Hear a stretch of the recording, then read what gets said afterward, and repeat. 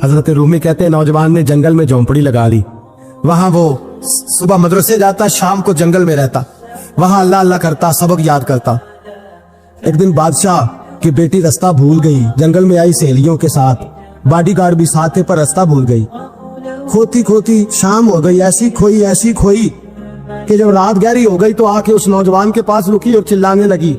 शेर के दहाड़ने की आवाज आती है, भेड़िए के बोलने की आवाज आती है। नौजवान अकेला, सहेलियां बिछड़ गई, गार्ड बिछड़ गए। कहने लगी मैं परेशान हूँ, मुझे जगह मिल जाएगी। नौजवान कहता मैंने शहजादी देखी और मुझे भी पता था कि घर एक ही है और आग को अंदर से दरवाजा भी बंद करना पड़ता है, जंगल जानवर भी आ जाते। कहते मेरी छोटी सी कुटिया में, झोंपड़ी में वो आई, रो के कहने लगी सहारा कोई नहीं, अगर मैं पीछे निकलूंगी तो भेड़िए खा जाएगा।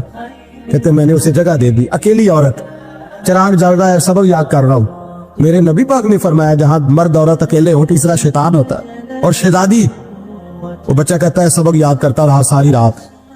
वो बच्ची को कहा सो जा, पर वो कहती है नींद मुझे भी कहाँ आई।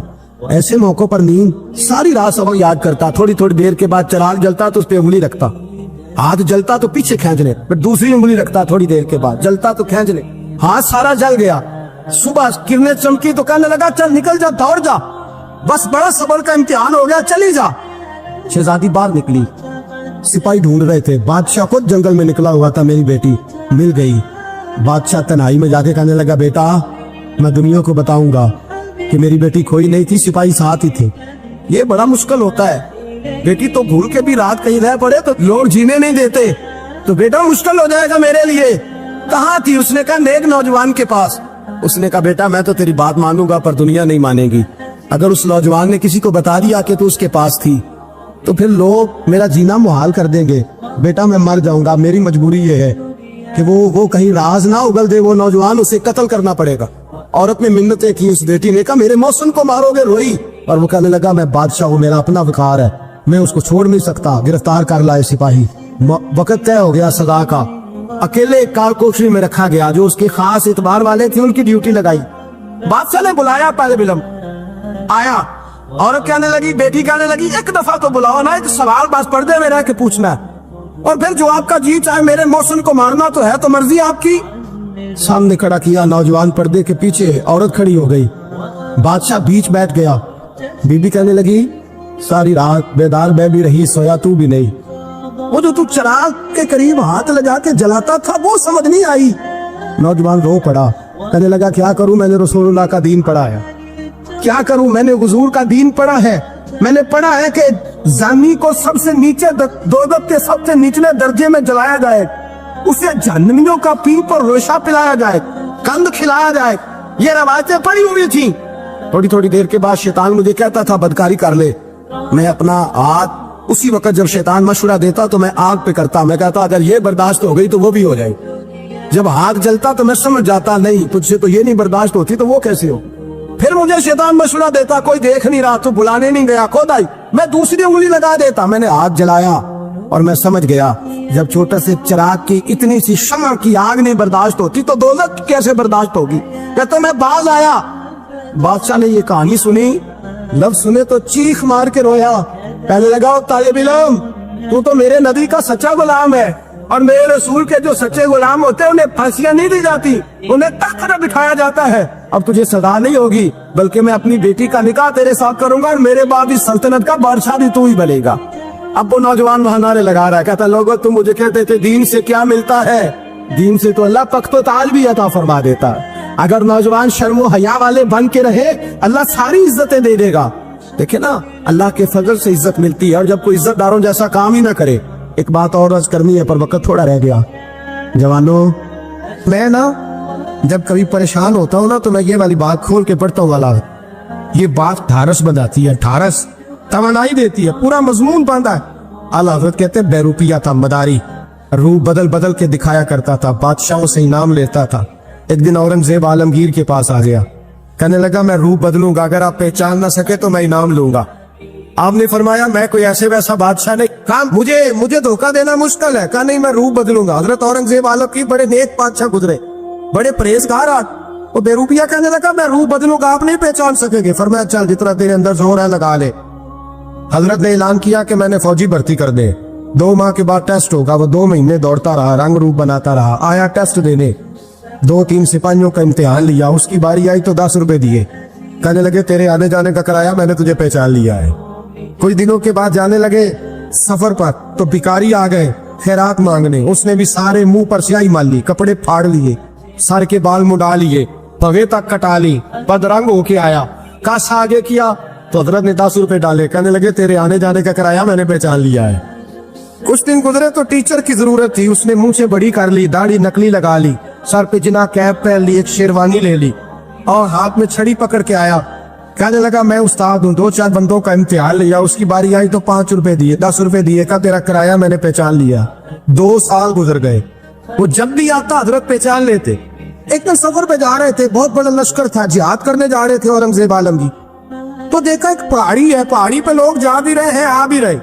औरंगजेब आलम की पूछने लगे यहाँ क्या है, कहने लगे बाबा जी बैठे दुआ करते हैं, अल्लाह के नेक बंदे हैं। औरंगजेब कहने लगे यार पुराने लोग सारे ही अल्लाह वालों को मानते, ये भी मुसीबत आई है जितनी नहीं आई है, सारे लोग ही मानते। कहने लगे जरा मैं दुआ ना कराऊं, बच्चे काम जा रहा हूँ। औरंगजेब बादशाह थे, बादशाह लोग नाजत मिजाज होते हैं, घोड़े से उतरे, बड़ी मुश्किल से पहाड़ी पे चढ़े, ऊपर गए तो लाइन लगी है, बाबा जी खार में बैठे, कहने लगे मैंने मिलना, मैं औरंगजेब हूँ। उन्होंने कहा हमारा बाबा उस तरह का पीर नहीं कि अमीर आए तो रंग और हो, गरीब आए तो और हो, यहाँ अगर मिलना है तो लाइन में लग जाओ, सब एक जैसे। अब लाइन में खड़े हो गए, 50 आदमी आगे थे, कहते 51वां नंबर था। थक गया धूप में खड़ा खड़ा, जब मैं पहुंचा गार के दाने तो मैंने बाबा जी के चेहरे पे नजर डाली तो बड़ा नूरानी चेहरा, बड़ी खूबसूरत लबो लहजा। मैंने कहा मेरे जैसा आदमी भी पगड़ी बांध ले जो अच्छा लगने लग जाता है, बड़ा खूबसूरत अंदाज। कहते मैं उनके पास अत्ताहियात की हालत में बैठ गया, मैंने कहा हुजूर मैं जा रहा हूँ जिहाद करने, दुआ करना। बुजुर्गों ने हाथ उठाए, अल्लाह इसकी मदद फरमा, दीन को गलबा अता फरमा, इसे दीन का सच्चा पक्का सिपाही बना। फिर थपकी दी, 2-4 नसीहतें निकाल डाली, देखना जुल्म न करना, ज्यादती न करना, जब तुम जीत खर न करना, गुरूर न करना, नसीहतें भी कर दी। कहते अब जब मैं उठा तो 2-4 दिनार बतौरे नजराना मुसल्ले के नीचे रखे, और उल्टे कदम जब मैं गार से उतरा उन्होंने रुमाल झाड़ा रोट के खड़े हो गए, कहने लगे आज नहीं तूने पहचाना, आज नहीं तूने पहचाना, मेरा इनाम बनता है, आज नहीं पहचाना, ला पैसे। औरंगजेब कहने लगा यार तूने हद कर दी, कहाँ चढ़ा कहाँ खड़ा रहा, धूप में थक गया, कमाल कर दी भाई तूने, बता तू क्या लेगा, तू जल्दी बता, वो कितने लोग पीछे धूप में खड़े हैं, लश्कर सारा खड़ा है, क्या लेगा। उसने कहा सबसे कीमती हीरे वो है जो तेरे सर के ताज में लगे हुए, मुझे तेरा ताज चाहिए। ओ भाइयों सुनना और याद रखना, मेरे आला हजरत कहते हैं बादशाह ने सर के ऊपर से ताज उतारा, बहरूपिये के कदमों में रखा और कहने लगे ये ले, और ये तो तेरा मांगने पर मैंने दिया है ना, मैं वापस आता हूँ तो आना मैं अपनी मर्जी से भी तुझे दूंगा, तूने औरंगजेब जैसे बंदे को धोखा दिया, आना मैं उस वक्त भी दूंगा। वो देख बस बात खत्म हो गई, हद हो गई। देखकर कहते हैं जब मैं पलटा ना वापिस, बहरूपिये ने आवाज दी बादशाह ठहर जा, तो मैंने पलट के देखा तो कहने लगे ये अपना ताज ले जा, उठा और ले जा। मैंने कहा 2 साल बीत गए तुझे मेहनत करते, आज काबू आया तो ले जाओ। कहने लगा ले जा, मसला समझ में आ गया। मैंने कहा मुझे भी तो समझाना। कहते वो फूट फूट के रोया, उसकी आंखें बरस पड़ी, सैलाब की तरह आंसू बह निकले, तड़पा और रो के कहने लगा बादशाह मैंने झूठ मूठ रसूलुल्लाह की गुलामी इख्तियार की थी, झूठ मूठ की दाढ़ी, झूठ मूठ की पगड़ी, झूठ मूठ का फकर, मैंने झूठ मूठ नबी पाक का लिबास पहना है, तो तेरे जैसे बादशाहों के ताज मेरे कदमों में आ गए हैं। अगर मैं सचमुच रसूलुल्लाह का गुलाम बनूंगा तो अल्लाह क्या कुछ अता फरमाए, ना कितनी नेमतों से नवाजे। मेरे आला क्या फरमाते हैं, आला फरमाते हैं फरिश्ते भी करते हैं ताजीम मेरी। कौन जी? अल्लाह। ऐसा अकीदा भी कम मिलेगा जो बरेली के इमाम का अकीदा है, ऐसा भी कम। कहते हैं फरिश्ते भी करते हैं ताजीम मेरी। क्यों? फरमाने लगे फिदा होके उन पर ये इज्जत मिली। बगदाद के दरवेश आलिम थे, तो वो जब भी नमाज पढ़ाते ना तो किसी ताजर की 2 बीवियों के बारे में दुआ मांगते। तो जो है मेरी बात पर, नमाज पढ़ाते तो कहते अल्लाह उस ताजर की 2 बीवियों को अपनी खास रहमतें अता फरमा। एक दिन लोग उनके गिर्द इकट्ठे हो गए, कहने लगे बाबा जी बताएं तो सही वो बीवियां कौन थी जिनके लिए आप दुआ मांगते। तो फरमाने लगे मेरे शहर का एक ताजर था, बहुत बड़ा ताजर था, मालदार था पर बे औलाद था। उसे बगदाद से मुल्क शाम जाना पड़ता था तजारत करने, और कई कई महीने उसे शाम के मुल्क में रहना पड़ता था। उसने इस तरह किया कि वहां भी एक शादी कर ली। तो जो है ना मेरी बात पर, क्या कर लिया उसने? दूसरी शादी करना मर्द के लिए जायज है, तीसरी करना भी, चौथी करना भी भैया के वक्त, मगर अगर इंसाफ कर सके तो। अगर चारों में हम ना आधा मसला सुनते हैं और आधा ही बयान करते हैं, अगर इंसाफ ना कर सके फिर उसके लिए चार जायज, फिर वो एक ही रखेगा। तो अजीज दोस्त, दूसरा निकाह कर लिया, शादी हो गई। अब वो वहां कुछ ज्यादा वक्त गुजारने लगा, मालदार आदमी था, बीवी को मकान भी लेके दे दिया। अब वो देर से आता वापिस, और जब आता भी तो उसके वो वाले अंदाज ना होते जो पहले हुआ करते थे। अब बीवी से बड़ा जासूस भी कोई नहीं होता, उसको तो पहले पता चल जाता है कि माजरा क्या है, उसे बड़ी खबर होती है। तो उसने महसूस कर लिया कि बदले बदले से मेरी सरकार नजर आते। वो कहने लगी अब के जब आता जाता है तो इसके हालात कुछ बदले बदले से हैं, माहौल कुछ और है। उसने एक बूढ़ा आदमी जो उसका अजीज भी था और समझदार भी था, उसको तैयार किया। कहने लगी अब के जब मुल्क के शाम जाए ना तो इसका पीछा करना और खबर करना कि कहाँ रहता है, कहाँ जाता है, क्या करता है। वो बूढ़े बुजुर्ग जो थे वो खातून के कहने पर कुछ उसने किराया भी दिया। वो उस ताजर के पीछे गए और वापस आके खबर दी। कहने लगे कि ये तो 2-3 साल बीत गए, इसने वहां भी शादी की हुई है, तुझे बताया ही नहीं। बीवी बड़ी समझदार थी, हौसलामंद, जीरक, उसने शोर नहीं बचाया। उसने कहा कि मैं ना अब जब आएगा ना तो तरीके से बात करूंगी और पूछूंगी कि ऐसा क्यों किया।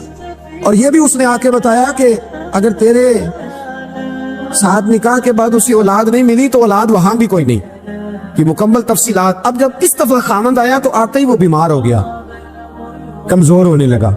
अब खातून ने मुनासिब नहीं समझा कि आते ही धड़ाम से मैं उसके सर पर ये छोड़ दूं कि तूने निकाह किया हुआ है और मुझे बताया नहीं। वो जरा तसल्ली में रही, कुछ वो बीमार था, हौसला रखा, खिदमत करती रही। कुछ दिन गुजरे तो वो ताजर इंतकाल कर गया, फौत हो गया। अब राज खोल ना सका, इद्दत गुजारी, और जब सारा माल जमा किया ना तो अशरफियों की बोरियां भर गई। सारा माल उस बीबी का, 4 बोरियों में अशरफियां, 4। यहां तो पेट का दोज़ख है, माज़ अल्लाह भरता ही नहीं। हाल मिन मजीद, हाल मिन मजीद। वो जो कहते थे ना कि बस बाहर चला जाऊं और बाहर मैं कुछ थोड़े से पैसे कमा के 2-3 साल में लौट आऊंगा, फिर यहाँ आके कोई कारोबार करूंगा, वो गए हैं तो वापिस नहीं आए। वो जो कहते थे ना बस मैंने इतना सा कारोबार करना है कि मकान बन जाए, उन्होंने 4 मकान भी बना लिए हैं, लेकिन बरेक हाल मिन मजीद की दौड़ है। अब 4 बोरियां उस औरत ने छुपाए रखी।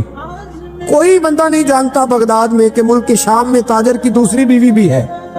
जब वो फारिग हुई तो उसने उस बूढ़े जासूस को फिर बुलाया और 2 बोरियां ऊंट पे रखी, खुद भी साथ बैठी और मुल्क के शाम गई। अल्लाह अकबर। वो बुजुर्ग कहते हैं मैं ऐसे नहीं दुआ करता। उसको जाके कहने लगी मैं अकेली वारिस नहीं हूँ, आधे की वारिस तू भी है।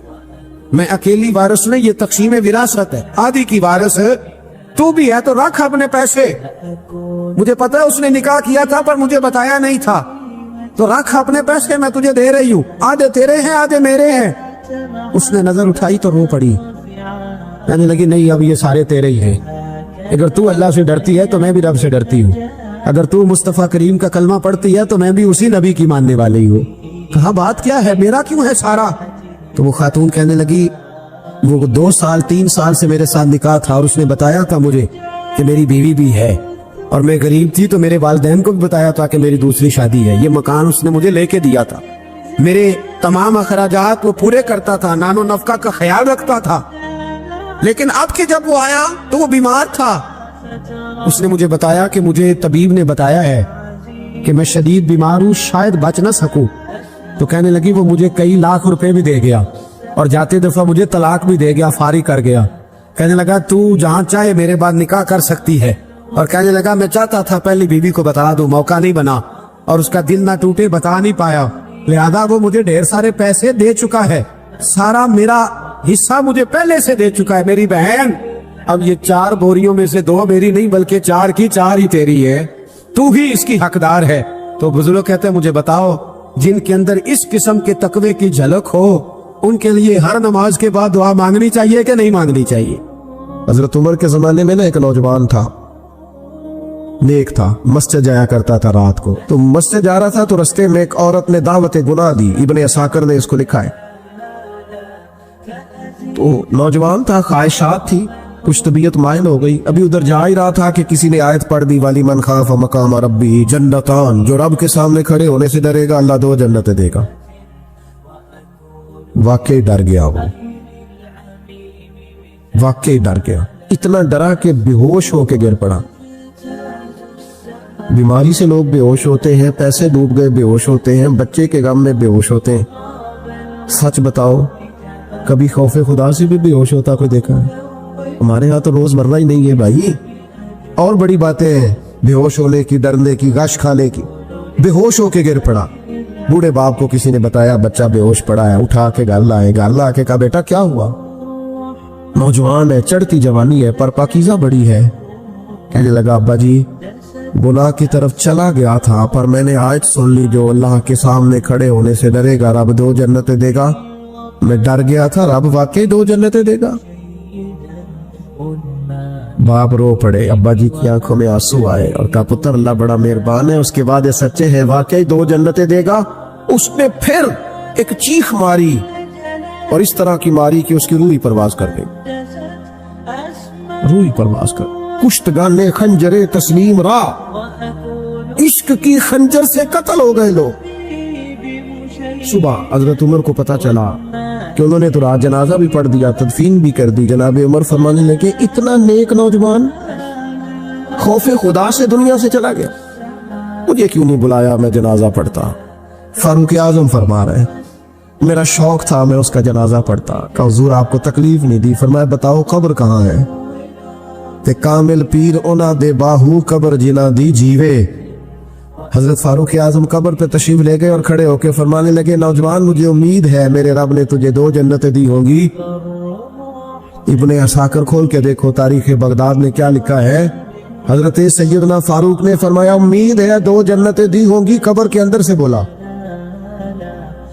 कामिल पीर ना दे बाहू कब्र जिना दी जीवे। कब्र के अंदर से बोला, कहने लगा हुजूर उम्मीद वाली बात नहीं, रब के वादे सच्चे हैं, उसने वाकई मुझे 2 जन्नतें अता फरमाई है, 2 जन्नतें दी है, मैंने अपने मालिक को राजी पाया।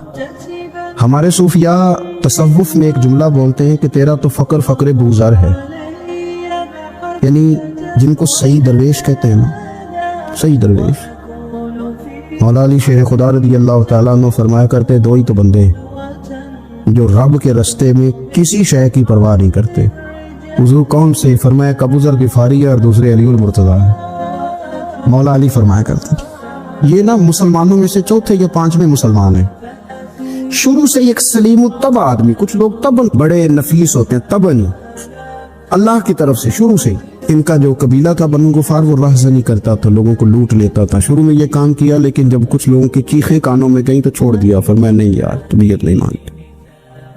और नबी पाक का कलमा पढ़ने से पहले ही बुतों की पूजा छोड़ के रब की इबादत शुरू कर दी। लोग पूछा करते थे आप इबादत तो करते थे पर मुंह किधर करते थे? फरमाते थे जिधर वो करा लेता था कर लेते थे। किसी ने इन्हें बताया कि मक्के में एक शख्स है जिन्होंने ऐलान नबूवत किया है, आपकी तरह की बातें करते हैं। इन्होंने अपने भाई को भेजा, उनका नाम अनीस था, पता करके वापस आए। भाई कहने लगे अबू ज़र, इनका नाम जुंदब है, असल में ज़र इनके बेटे का नाम है और कुनियत से ज्यादा मारूफ है, अबू ज़र गिफ़ारी कहलाते हैं। फरमाते हैं कि भाई ने आके बताया कि वो नेकी का हुक्म देते हैं, बुरे कामों से मना करते हैं, सिला रहमी का पैगाम देते हैं, लेकिन लोग सारे मुखालिफ हैं। ये चीज भी बड़ी काउंट होती है, इसे ना काउंट किया करें। लोगों की तरजीहात बदलती हैं, सुबह कुछ, दोपहर कुछ, शाम कुछ, इसे ना काउंट करें। उन्होंने इस बात को काउंट करके बताया कि लोग उनके जो है ना वो मुखालिफ हैं सारे। तो हज़रत अबू ज़र गिफ़ारी कहने लगे मुझे तसल्ली नहीं हुई, मैं खुद जाके पता करूंगा। कहते हैं मक्का शरीफ आया तो किसी ऐसे आदमी से पूछ बैठा, मैं तो कुछ और समझा था, वो कुछ और निकला। मक्के वालों ने बड़ा मारा। मक्के पहुंच के पहली जो चीज मिली वो मार खाने की थी। अब मैं डरते किसी से पूछता ही ना, भूख भी बड़ी थी, रहने को जगह नहीं थी, हरम शरीफ में लेटा रहता था। मेरे नसीब देखो, मुझे एक शख्स ने ना आके हिलाया, कहने लगे अगर मुनासिब समझे तो मैं आपको देख रहा हूँ काफी देर से, आप कोई परदेसी हैं, आपका अपना मेहमान ना बना लूं। तो मैंने कहा आपका क्या नाम है? कहने लगे मेरा नाम है अली इब्ने अबी तालिब। कहते मौला कायनात घर ले गए, खाना भी खिलाया, जगह भी दी, सोने को खिदमत भी की, लेकिन चूंकि मैं तो पहले एक से पूछ के मार खा बैठा था, मैंने पूछा नहीं मैं किधर आया हूँ। رات رہے, اگلی رات بھی رہے, لیکن میں نے بتایا نہیں میں کس کام آیا ہوں. حضرت ابو ذر غفاری رضی اللہ تعالیٰ عنہ کہتے ہیں خود ہی مولا علی نے پوچھا بتا سکتے ہو کیسے آئے ہو؟ میں نے کہا راز رکھ لو گے. فرمایا بڑا کشادہ سینہ دیا رب نے مجھے. تو بات تو کہنے لگے یار میں تو محمد مصطفیٰ کی زیارت کرنے آیا صلی اللہ تعالی علیہ وسلم. یہ بے نیاز لوگوں میں سے حضرت سیدنا ابو ذر غفاری. میں حضور کی زیارت کے لیے. حضرت علی کہنے لگے سویرے لے چلوں گا. انسان بزدل نہیں ہوتا, ہر انسان بزدل نہیں ہوتا, اور بلا وجہ ٹکراؤ کی پالیسی بنا لینا یہ بھی سیانے لوگوں کا کام نہیں. حکمت کے تقاضوں کے مطابق چلنا یہ بھی دلیر لوگوں کا کام ہوتا ہے. حضرت مولا علی کہنے لگے صبح لے کے چلوں گا پر حالات ٹھیک نہیں. شرارتی لوگ ہر جگہ ہوتے ہیں. اگر کوئی شرارتیوں کا ٹولہ ملا نا جو کھڑا ہوگا جاسوسی کرنے کے لیے کہ حضور کی طرف کون کون جا رہا ہے, تو میں نیچے جھکوں گا جوتے کا تسمہ ٹھیک کرنے کے لیے. لیکن آپ نے نہیں کھڑے ہونا, آپ نے چلتے رہنا ہے تاکہ کسی کو شک نہ ہو. کہتے اس ترتیب سے حضرت علی مجھے لے کے گئے. میں حضور کی بارگاہ میں پہنچا. مولا علی کہتے ہیں بڑے بڑے لوگ سوال کرتے تھے پر یہ شروع سے سلیم متبع تھے. مجھے کہہ لینے دے نا, انہوں نے ماننا ہوتا ہے, وہ لمبے سوال کرتے ہی نہیں. مان جو لیا تو لمبے سوالوں کی ضرورت ہی کوئی نہیں. کہتے ہیں لوگ بڑے بڑے سوال کرتے تھے پر ابو ذر نے 2-3 باتیں پوچھی اور آگے جا کے کہنے لگے حضور ہاتھ بڑھائیں مجھے کلمہ پڑھائیں.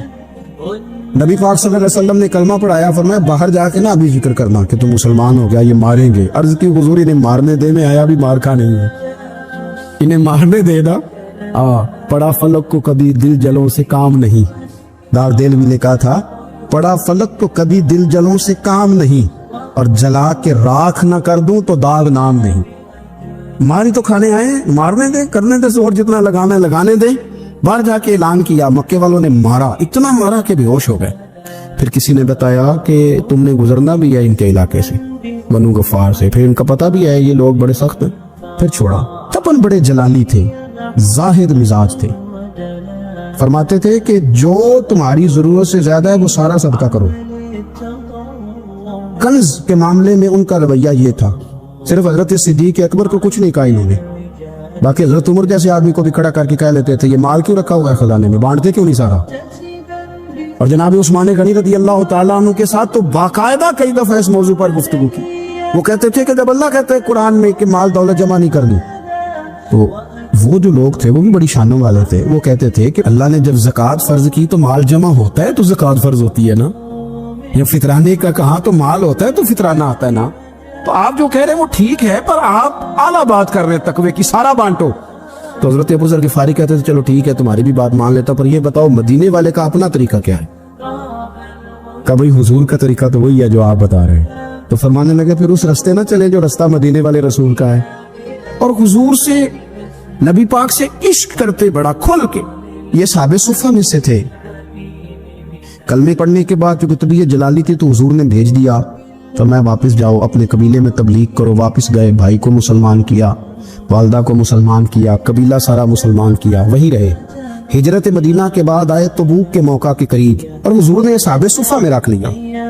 نوکری کرتے مدینے والے رسول کی, دلیر آدمی تھے, بڑا قبیلہ تھا, پر ڈیوٹی کرتے, ڈیوٹی خدمت کرتے. ایک بیٹا تھا زار اس کا نام تھا, اس کی ڈیوٹی لگائی تم نے میرے نبی پاک کے اونٹ چرانے. ڈاکو آئے تو صاحبزادہ اونٹوں کی اونٹنیوں کی حفاظت کرتے شہید ہو گیا. اور یہ انوکھا بندہ ہے جس نے شرط لگائی تھی کہ میں نے کالی سیاہ رنگ کی عورت سے شادی کرنی. انوکھا بندہ ہے. ایک بیٹی تھی, ایک بیٹا, بیٹا شہید ہو گیا. بیوی سے کہا تم نے نبی پاک کے گھر میں خدمت کرنی ہے, حضور کے گھر والوں, اور میں نبی پاک کی نوکری کروں گا.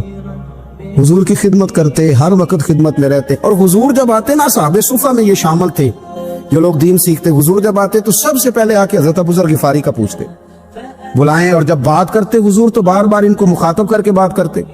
حضرت ابو ذر غفاری رضی اللہ تعالیٰ عنہ کا نبی پاک سے اتنا پیار کہ ہماری بھی مشکل حل کر دی. ابو داؤد شریف میں موجود ہے. ایک دن کہنے لگا یا رسول اللہ صلی اللہ علیہ وسلم, اگر کوئی بندہ کسی سے پیار بڑا ہی کرے اور اس جیسے عمل نہ کر سکے, کوشش کرے کرنا. لوگ ہمیں کہتے ہیں نا جی پیار بڑا, عمل بھی تو کرو نا. بھی کرنا چاہیے پر انسان ہے نا, غلطی بھی تو ہو ہی جاتی ہے. اب ہم عمل نہیں کر سکتے تو تم ہمیں پیار بھی نہیں کرنے دو گے. مہربانی کرو, پیار تو کرنے دو نا.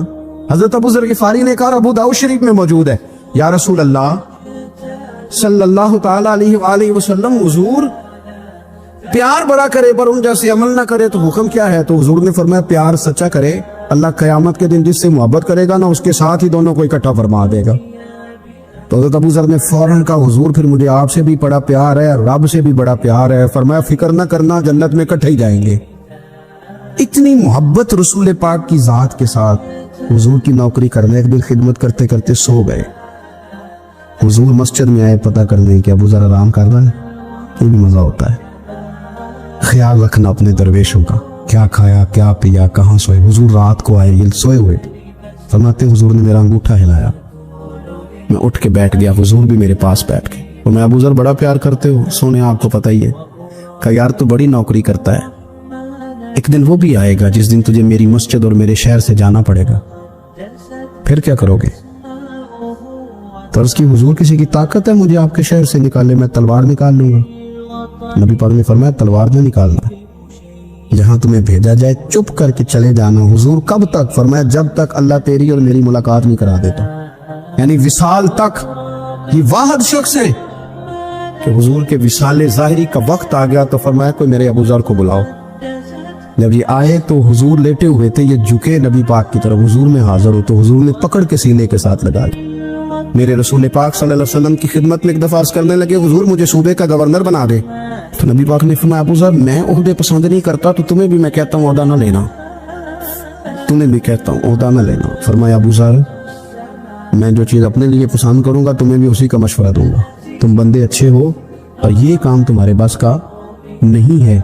بڑے زاہد آدمی میرے رسول کریم صلی اللہ تعالی علیہ وآلہ وسلم ان کے بارے میں فرمایا جس طرح نبیوں میں حضرت عیسیٰ علیہ السلام ہوئے، حضرت عیسیٰ دیکھیں نا، انبیاء میں اللہ تعالیٰ نے ہر قسم کی عظمت نبیوں کو دی۔ جناب سلیمان علیہ السلام کا تو تخت بھی ہوا میں اڑتا تھا، جن تک تابع دار تھے، اور نبیوں میں حضرت عیسیٰ بھی ہیں جن کے پاس گھر بھی کوئی نہیں، شادی بھی کوئی نہیں کی، اینٹ سرانے رکھ کے تکیہ بناتے، ایک ان کے پاس کنگھی تھی اور ایک پیالہ تھا۔